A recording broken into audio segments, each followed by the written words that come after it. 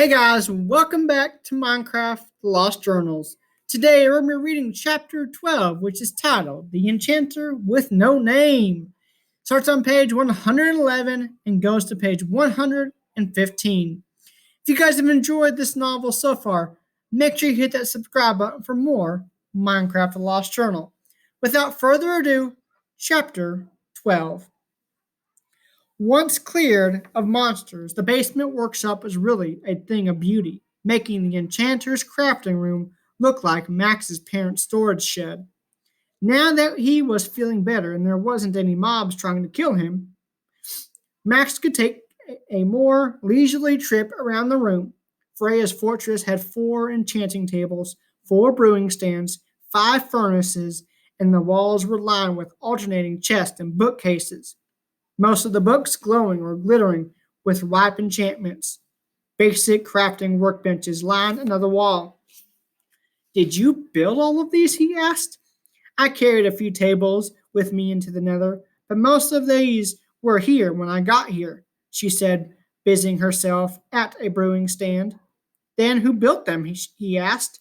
She shrugged. I assume the same person who built the fortress.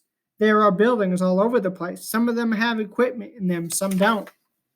Where do you think the person who built this building went? Why build in another? He persisted.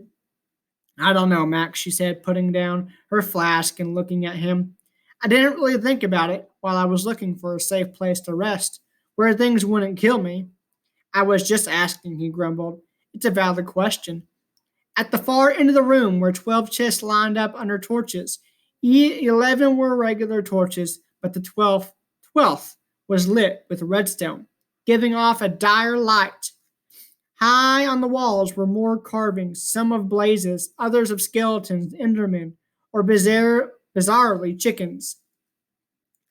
Freya moved along one wall, pointing to each chest and bookcase. That has food, more than mushroom soup. I tried to ration it, so don't gorge yourselves. That one has all the different kinds of metal. That one has gemstones, and that one has different woods. The last chest has all the crap that won't fit in the first several. The books aren't as organized. I can't find any reason why they're only on a specific shelf. I only know that they don't want to be shelved anywhere. But where are they? Try to move them and just pop back out. And those, she pointed to the torchlight chest on the far right side of the room, are 4 finished items. What's in the red one?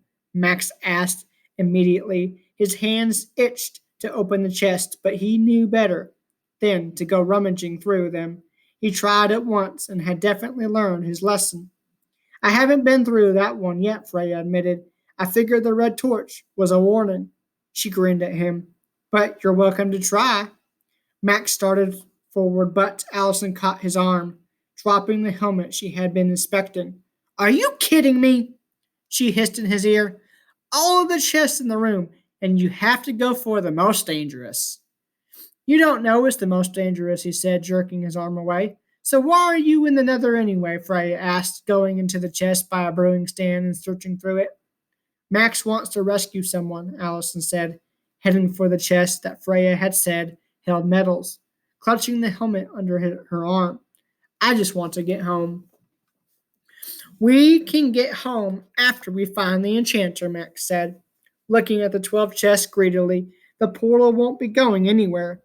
He wondered what each chest held, but paused. What in the last chest was dangerous after all? He reached out for the latch in the red lit chest, but Frozen, Freya, and Allison spoke at the same time. Have you came across anyone else since you got here? Freya asked. Allison said, outrage rising in her voice. What do you mean? The portal won't be going anywhere. Are you saying we aren't looking for the portal? No, have you? Max asked Freya, ignoring Allison. She shook her head. Not really. I haven't seen anyone except you, my family, and that one old guy. Max, what's more important than us finding the portal home? You don't even know this enchanter person, Allison shouted. Max motioned for Freya to keep talking. What old guy? He was in the same canyon as you two, Freya said, adding something to the brewing stand. He was carving a symbol in the canyon wall when blazes attacked him. I got him out of there and tried to give him a place to stay and some food, but he turned me down, saying he didn't deserve it or something. She frowned. He was weird, kind of sad. I asked what kind of person didn't deserve help in another, and he didn't answer. He accepted food and stayed here for a night to take care of his injuries, but then just ran away. I figured he must be a madman or some kind of criminal. Am I talking to myself? Allison asked. Hello? What did the symbol look like? Max demanded. The one that he was carving? Did you erase it? Freya looked at him with irritation. No, I didn't erase it, but a lava spring did cover it. It was. Max interrupted her, pulling the journal out of his pocket. Did it look like this? He asked, holding up to her the enchanter's symbol burned into the cover. Freya glanced up at then and back at her brewing stand. Yeah, that was it. He was really upset about some. Max dropped the book with a resounding thud. Bunny Biter looked up from where she had been gnawing on a skeleton leg bone and made a small whine deep in her throat. When was this? Where did he go? He demanded. A few weeks ago, I guess, Freya said, looking up and frowning at him. It's hard to judge time here, you know, and I have no idea where he went. Allison stared at him. What is wrong with you? Are you okay? No, I'm not okay. Nothing is okay, he said, running his hand through his hair in agitation. He'd been so close, and he hadn't even thought to ask if the enchanter had been there the moment they met Freya. They'd let themselves get distracted, and now there was no clue where he was. Max scrubbed his face with his hands. He stood abruptly and left the room, handing back up the hub.